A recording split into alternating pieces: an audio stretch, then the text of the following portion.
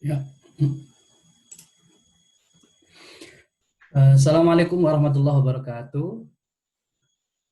Halo semuanya, selamat datang kembali di seri keempat dari rangkaian diskusi studi Islam di Indonesia.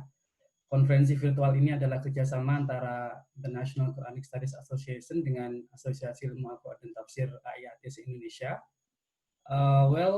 Malam ini kita kedatangan Pak Aksin Wijaya, seorang pegawan studi Islam dari IAIN Ponorogo, Jawa Timur. Beliau sudah menerbitkan puluhan buku dan kita sangat senang malam ini Pak Aksin akan membedah salah satu dari bukunya tersebut tentang sejarah kenabian dalam perspektif tafsir Nuzuli Muhammad Izzat Darwazah. Jika Pak Aksin berkenan, saya akan minta beliau terlebih dahulu untuk memaparkan seberapa penting buku ini di antara karya-karya yang lain, karena di pembukaan bukunya itu ada cerita tentang bagaimana Pak Aksin berburu naskah-naskah Izzah Darwazah ini hingga ke Mesir, Maroko, sampai-sampai ada adegan Pak Aksin yang berjoget-joget di bawah gerimis ketika mendapatkan salinan kitab Darwazah itu. Monggo, dan kemudian bisa langsung dilanjutkan dengan paparan yang panjenengan siapkan. Monggo, Pak. Baik, terima kasih. Assalamualaikum warahmatullahi wabarakatuh. Selamat malam untuk semuanya. Yang pertama saya sampaikan terima kasih untuk Bu Johana, Mbak Lin, Prof. David, dan yang lain-lain ya. Saya itu diminta Mbak Lin untuk ikut terlibat di acara ini, sangat senang. Tapi saya tidak tahu tema apa yang ingin saya sampaikan. Terus ini Mbak Lin yang menentukan ini. Sebenarnya saya sudah agak lupa sama buku ini karena ini ditulis dalam penelitian di Maroko tahun 2013-2014 dan saya selesaikan tepat 2 bulan setengah ya selama di Maroko itu. Jadi 12 hari saya manfaatkan memburu buku-buku itu karena buku-buku ini jarang diterbitkan ya. Kemudian 15 hari saya baca dan saya sortir mana yang penting dan mana yang tidak, dan baru kemudian sisanya saya meneliti. Jadi tepat 2 bulan 15 hari karena kebiasaan saya kalau nulis saya tulis kapan saya menulis dan kapan berakhir saya tulis. Itu yang pertama. Yang kedua, saya ingin langsung ke materi ya, Mas Gaddafi ya. Jelas suara saya? Jelas, sangat jelas. Jadi pertama begini, buku ini awalnya saya ingin mengkritik Darwazah ya, ketika saya masih punya satu karyanya At-Tafsirul Hadis awalnya. Tetapi ketika saya sampai di Maroko dan mengumpulkan sebagian besar karyanya, saya tidak berani mengkritik, akhirnya saya hanya mau mendeskripsi. Jadi anggap saya ini juru bicaranya Darwazah begitu kira-kira. Bahwa ada kekurangan itu persoalan lain. Jadi saya hanya sekedar mendeskripsi. Yang kedua, buku ini membahas 2 hal. Yang pertama, munculnya tipologi yang saya tawarkan, ya tipologi tafsir yang saya tawarkan. Yang kedua adalah sejarah kenabian dalam perspektif tafsir nuzuli. Jadi 2 tema itu yang ingin saya diskusikan. Kita masuk kepada tema yang pertama. Saya ingin memulai dari tipologi yang paling sederhana tentang tafsir yang ditulis oleh Bakir As-Sudr dalam Madrasatul Quran, Al-Quraniyah. Dia membagi tafsir itu pada dasarnya menurut dia terbagi menjadi 2 kategori. Yang pertama adalah tafsir tajzi'i atau tafsir tahlili kalau bahasa kita. Yang kedua adalah tafsir tauhidi atau tafsir maudhu'i menurut bahasa kita. Tafsir tahlili yang pertama itu didasarkan pada asumsi bahwa pesan Tuhan itu sudah ada di dalam Al-Quran Mushafi. Ini asumsi yang dipakai. Karena asumsinya pesan Tuhan sudah ada di dalam tafsir itu, di dalam Al-Quran Mushafi itu, maka menurut Bakir As-Sodr, seorang mufassir itu posisinya pasif. Dia hanya berposisi menyingkap pesan Tuhan di dalam teks Al-Quran itu, kemudian mendengarkan dan mencatat. Jadi seorang mufassir itu tidak sama sekali tidak melakukan produksi, tidak melakukan pemaknaan, tetapi hanya sekedar menyingkap pesan Tuhan yang ada di dalam Al-Quran itu tadi dengan cara ya menafsiri ayat Al-Quran dari awal ayat sampai akhir ayat atau awal ayat dan surat sampai akhir ayat dan surat menurut urutan mushaf. Ya. Nah, model seperti ini itu oleh Bakir As-Sodr disebut dengan istilahnya dari teks ke teks. Jadi seorang mufassir itu dia membaca teks Al-Quran, kalau ada kata yang tidak bisa dipahami, dia meminta bantuan kepada kata atau ayat lain atau hadis, sehingga berkutat pada persoalan teks. Karena itu disebut dari teks ke teks. Ya. Kalau dalam kaidah usul fikih disebut dengan al-ibratu bi umumil lafzi. Jadi yang dicari itu adalah makna-makna saja, ya. Tidak berbicara tentang konteks. Karena itulah maka yang ditemukan seorang mufassir dengan teori tafsir tahlili ini adalah kebenaran tekstual. Ya. Kebenaran sesuai dengan kaidah-kaidah bahasa. Kalau seorang mufassir sudah menafsiri Al-Quran dengan menggunakan kaidah-kaidah bahasa Arab dan sudah benar, maka itulah yang dianggap benar dan itu yang dimaksudkan oleh Tuhan. Ya.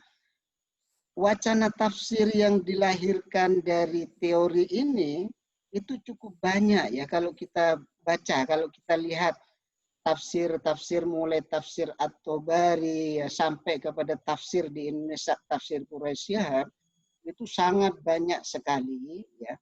Tetapi dari sisi wacana itu mengalami statis, tidak bergerak dinamis, tidak mampu mengikuti gerak zaman ya. Kenapa? Karena tafsir seperti ini melupakan konteks.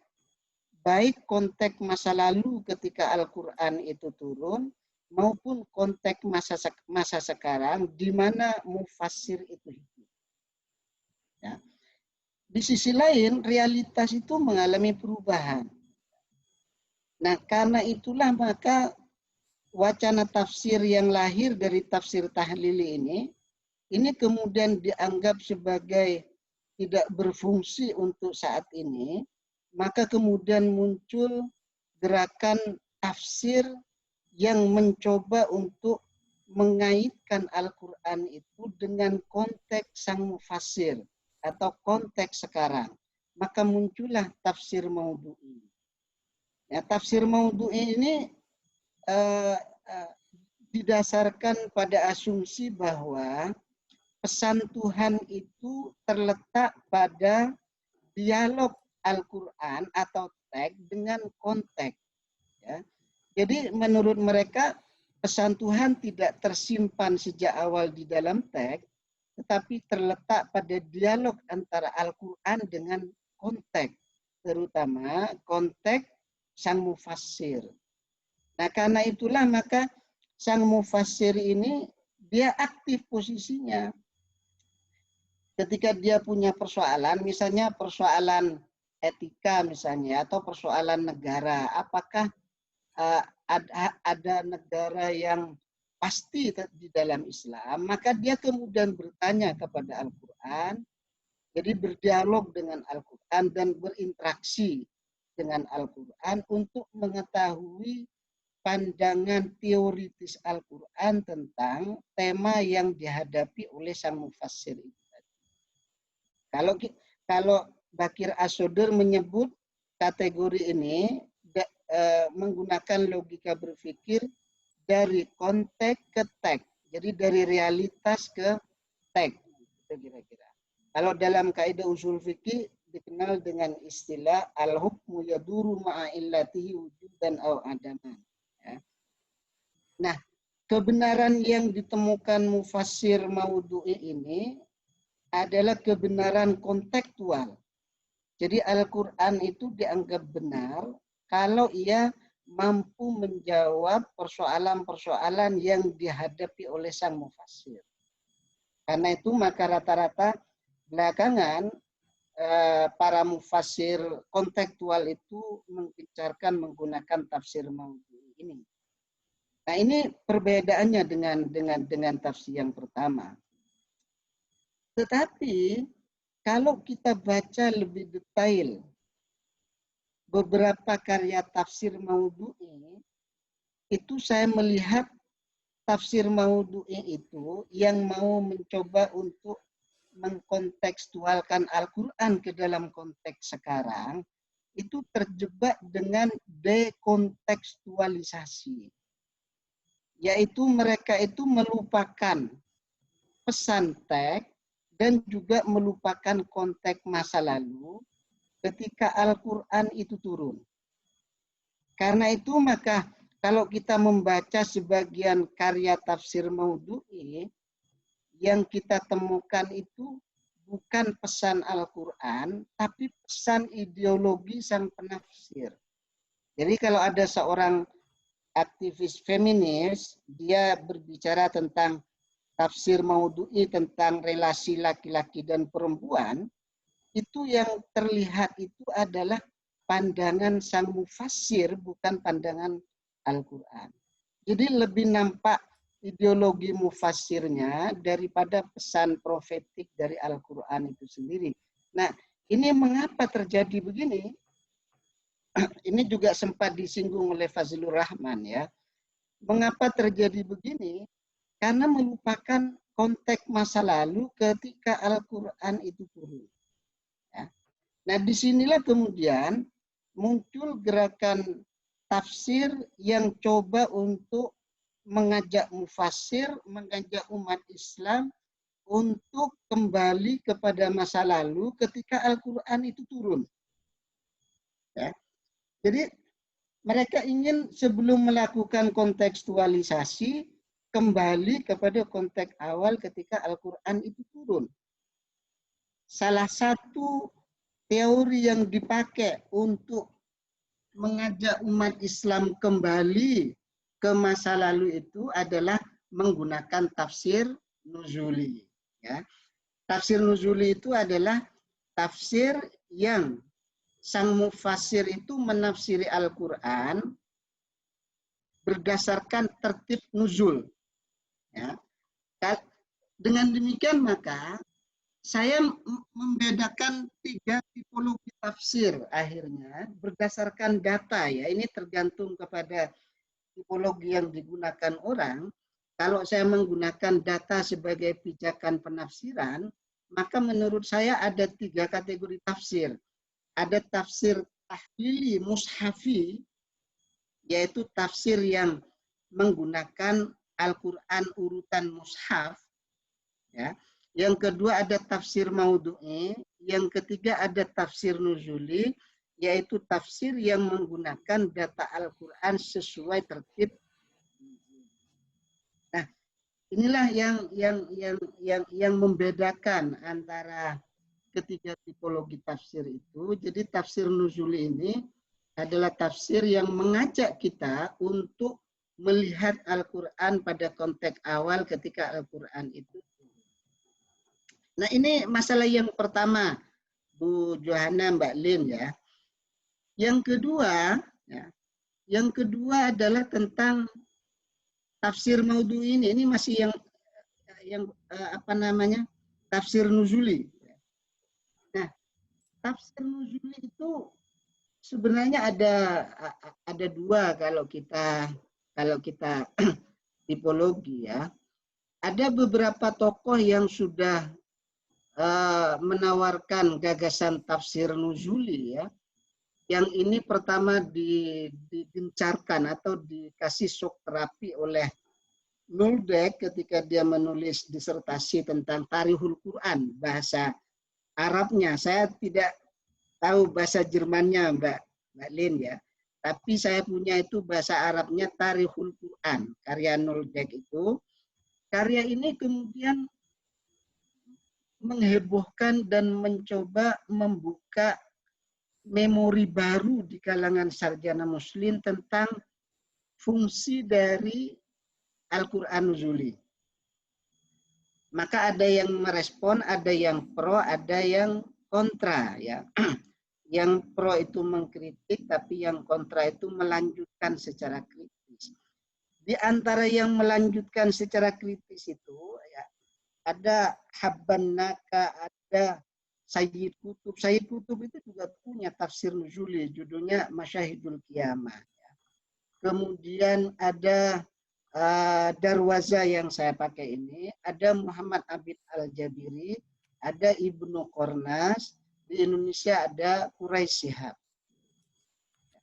Nah ini sudah mulai memperkenalkan tafsir nuzuli.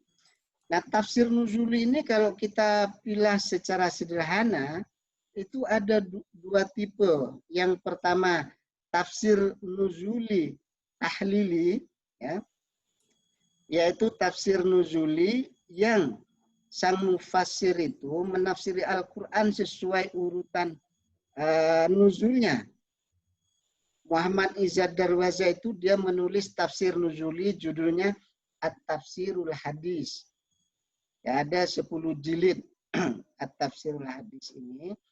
Tapi juga ada tafsir nuzuli maudhu'i, yaitu tafsir berdasarkan tertib nuzul dan tema. Ada misalnya ini, seperti Sayyid Qutb, dia menulis tentang tema-tema kiamat dengan karyanya Masyahidul Qiyamah. Ya. Kemudian Izzad Darwaza, dia juga menulis Tafsirul Maudhu'i, judulnya Asrun Nabi dan Siratul Rasul. Nah, yang ingin saya pilih, yang saya tulis dari teori tafsir nuzulinya Muhammad Izzad Darwaza ini adalah At-Tafsirul Nuzuli Al-Maudhu'i. Jadi, saya memanfaatkan teori tafsir nuzuli maudhu'i milik Izzad Darwaza.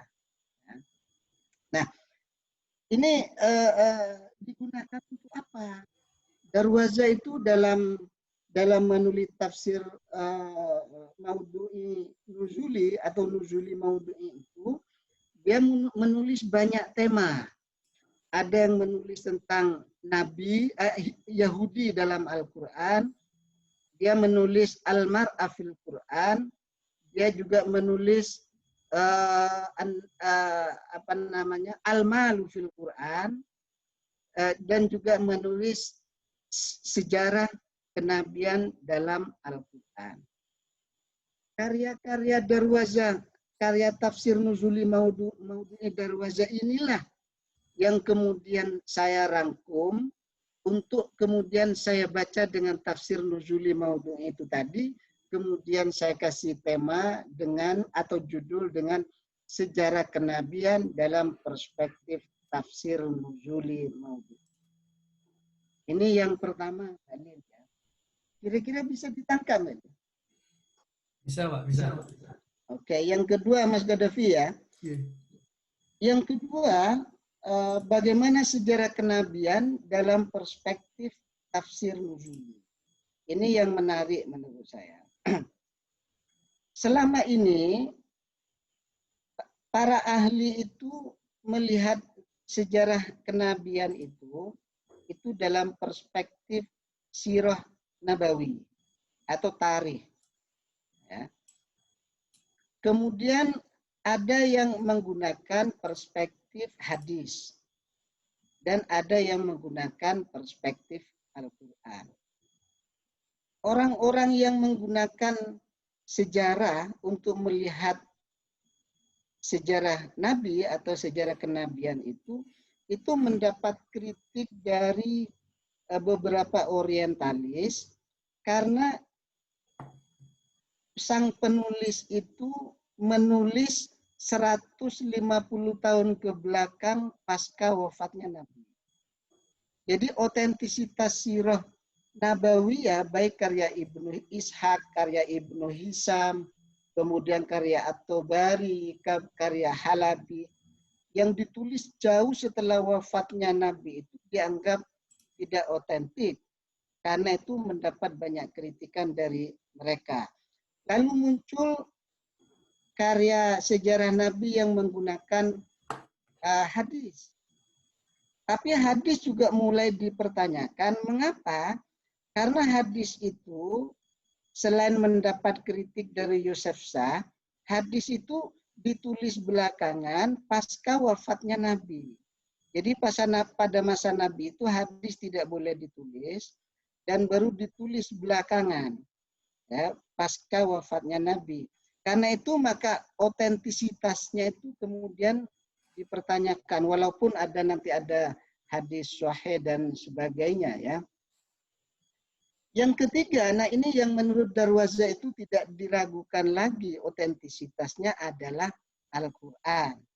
Karena itu maka Darwaza itu menjadikan Al-Quran sebagai alat untuk mengkaji sejarah kenabian dengan menggunakan tertib nuzul maudhu'i. Cuma penting dicatat, ada perbedaan antara kerja sirah nabawiyah dengan kerja Al-Quran dalam mengkaji sejarah kenabian. Menurut Hasan Hanafi, kalau sirah nabawiyah itu adalah berbicara tentang peristiwa-peristiwa kehidupan yang dialami oleh Nabi, tapi Al-Quran ini nafsiri peristiwa-peristiwa itu. Jadi tidak berbicara tentang peristiwa, tapi menafsiri peristiwa-peristiwa itu atau menampilkan indikasi-indikasi historis yang berhubungan dengan sejarah kenabian. Ya. Nah ini perlu dibedakan. Karena itu maka Darwaza itu menjadikan Al-Quran pertama itu sebagai perangkat mengkaji sejarah kenabian. Baru kalau misalnya ayat Al-Quran ini kurang jelas maksudnya apa, dia kemudian menampilkan hadis dan isu-isu yang ada di dalam sirah nabawiyah. Ya, jadi Darwaza itu menjadikan Al-Quran sebagai alat yang pertama, kemudian hadis Nabi, baru kemudian sirah nabawiyah.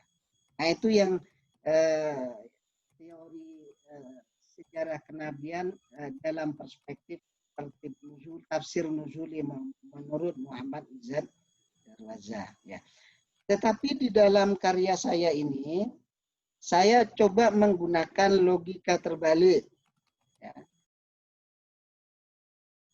Saya pertama-tama menampilkan pandangan sirah nabawiyah, ya. Kemudian baru saya menampilkan Al-Quran, bagaimana Al-Quran menafsirkan peristiwa itu tadi. Jadi saya menggunakan logikanya Hasan Hanafi. Karena kata Hasan Hanafi tadi, kalau sejarah ini berbicara tentang fakta-fakta, terlepas otentisitasnya masih dipertanyakan, kalau Al-Quran itu menafsiri fakta-fakta atau peristiwa itu tadi. Karena itu maka di dalam buku ini saya pertama menampilkan fakta-fakta sejarah itu, baru kemudian saya menampilkan bagaimana Al-Quran menafsiri fakta-fakta sejarah itu tadi. Jadi saya menggunakan logika yang berbeda dari logika yang dipakai oleh Muhammad Izzat Darwaza. Bagaimana Darwaza menerapkannya? Dia menerapkan begini, kalau ada tema, dia kumpulkan ayat-ayat yang sama dalam satu surat, ini disebut unit kecil begitu. Kemudian setelah itu kalau ada tema lagi, dia kumpulkan ayat-ayat yang menyebar di dalam surat yang berbeda-beda tentang tema yang sama. Dengan logika seperti ini, menurut Darwaza, kalau kita mengkaji Al-Quran dalam perspektif tafsir nuzuli, dia bilang kita akan menemukan pandangan bahwa Al-Quran itu berbicara tentang 3 realitas. Atau Al-Quran itu berdialog dengan 3 realitas. Yang pertama adalah realitas masyarakat Arab pra-kenabian. Maksudnya sebelum Nabi Muhammad diangkat jadi nabi. Ya. Yang kedua, Al-Quran juga berbicara tentang realitas kehidupan Nabi Muhammad. Yang ketiga, Al-Quran berbicara tentang realitas kehidupan masyarakat era kenabian. Jadi menurut Darwaza, dari sisi mukhatab atau audien yang dibicarakan oleh Al-Quran itu 3 ini. Masyarakat Arab era prakenabian, kemudian pribadi Nabi Muhammad, dan masyarakat era kenabian. Tema-tema yang dibicarakan itu mengikuti konteks mukhatabnya. Ya. Jadi kalau misalnya ketika bicara tentang masyarakat Arab prakenabian, tema yang dibicarakan itu sesuai mukhatabnya. Strategi yang digunakan Al-Quran juga menggunakan sesuai dengan mukhatabnya. Kita mulai yang pertama, Mbak Lin.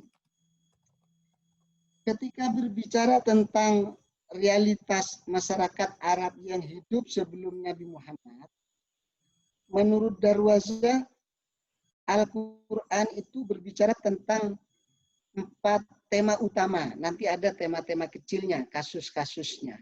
Ya. Yang pertama tentang kondisi geografis Hijaz, Mekah dan Madinah. Itu dibicarakan di dalam buku ini, saya sampaikan secara detail.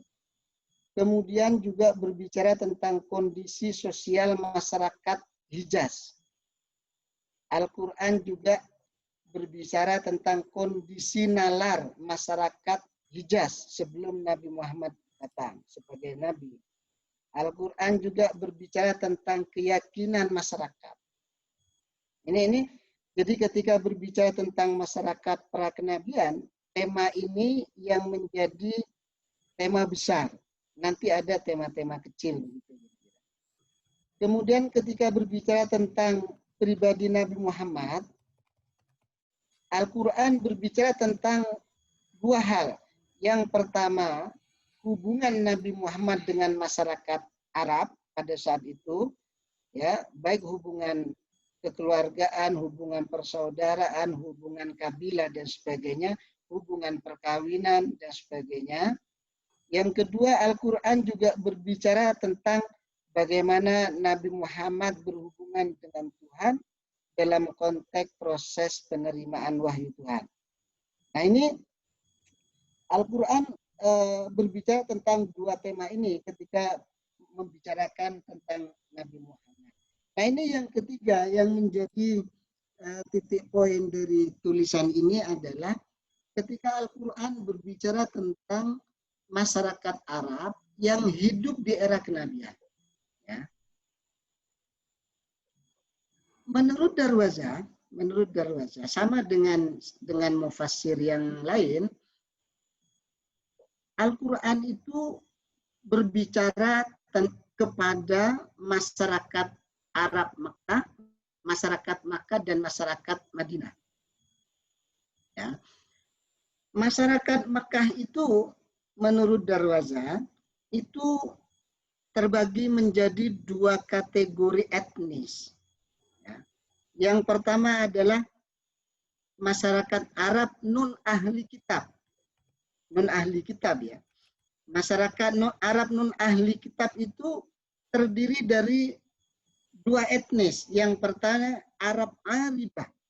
Arab Aribah itu adalah asli.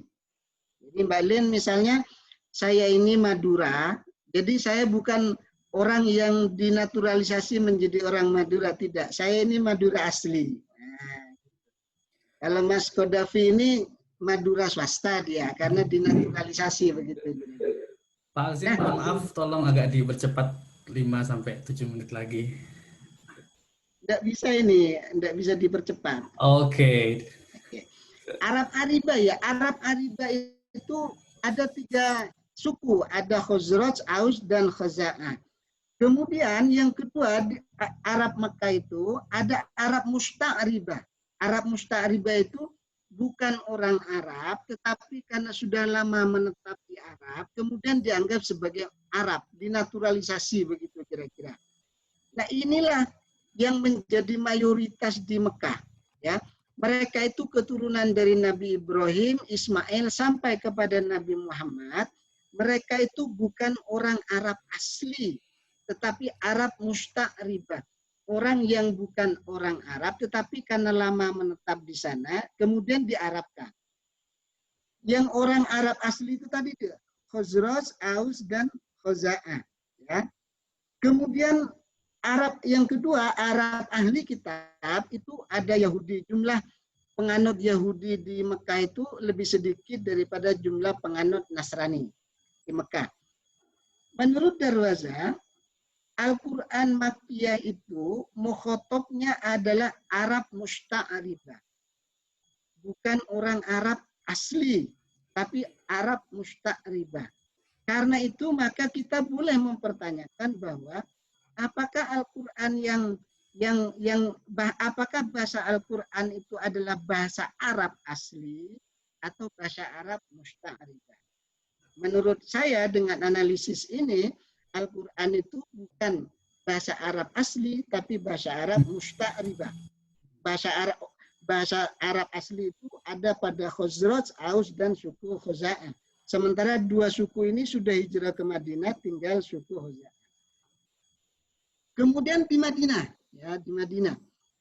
Ketika Nabi Muhammad pindah ke Madinah, di Madinah ini mukhatab yang dihadapi Nabi Muhammad itu ada orang-orang munafik, ada orang-orang Yahudi yang jumlahnya lebih banyak daripada jumlah orang-orang Nasrani. Jadi kebalikannya.